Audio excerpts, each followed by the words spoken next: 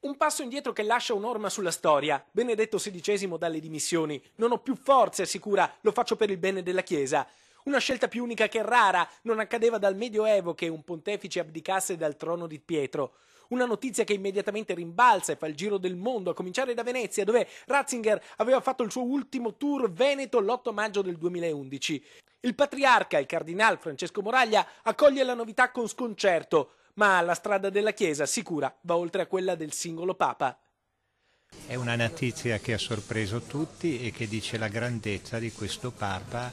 Se lui ha pensato, ha riflettuto di fronte al Signore e ha pensato e ritenuto di non avere più le forze per il bene, il buon governo della Chiesa, dobbiamo renderci conto che abbiamo un grande Papa e preghiamo perché il Signore illumini i cardinali, li renda docili all'azione dello Spirito Santo, perché dopo questo Papa ce ne sia un altro che possa completare, portare a compimento la sua opera. Benedetto XVI si alzerà dal trono di Pietro il 28 febbraio. Dovrà essere convocato un conclave per l'elezione del nuovo Papa.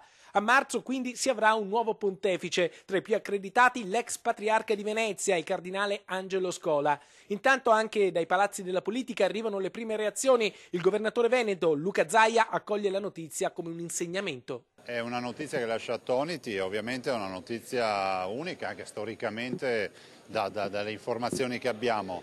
È un fatto eccezionale e direi che se ne va una persona di altissima levatura e spessore culturale e non poteva che essere con queste modalità, dando un ulteriore insegnamento. Quando hai coscienza che il compito che devi ricoprire non sei più in grado di ricoprirlo nel migliore dei modi, devi fare un passo a lato, non indietro. Forse è un insegnamento che molti di noi dovrebbero cogliere.